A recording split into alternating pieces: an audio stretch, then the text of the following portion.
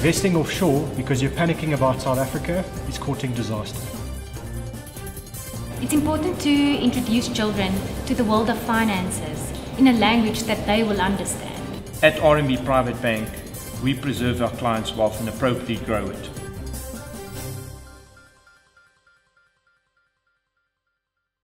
Hi, I'm Mashudu Masutha.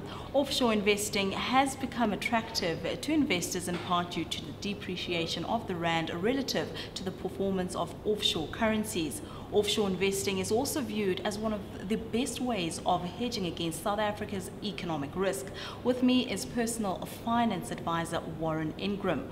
Warren, we always talk about not putting your eggs in one basket and looking at diversification. Is offshore investing one of the best ways of diversifying?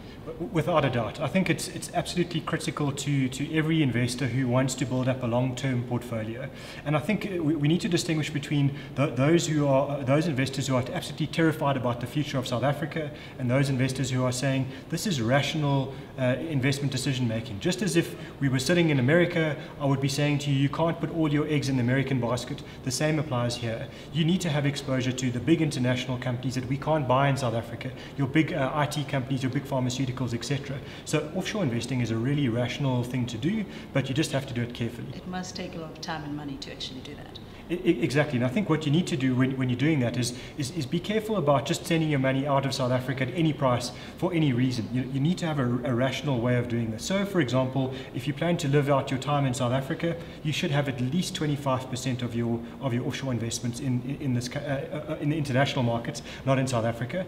But if you plan to spend time and money overseas, or potentially you want to educate your kids overseas one day, then that should go up potentially to 50% of your assets.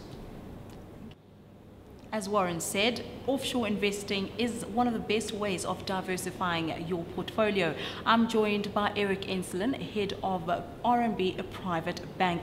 Well, Eric, offshore investing, do we have a lot of your clients moving their money offshore and investing in that asset class?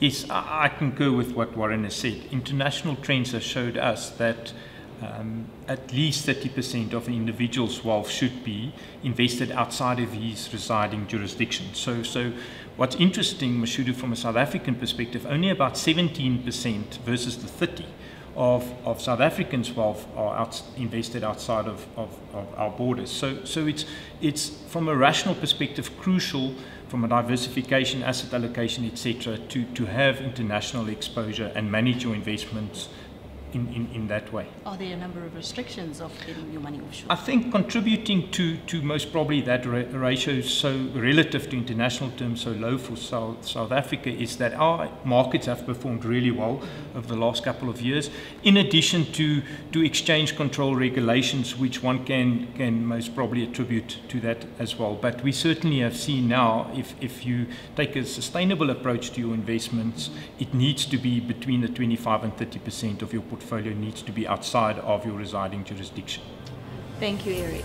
Well, join us again for more personal finance insights courtesy of RMB Private Bank.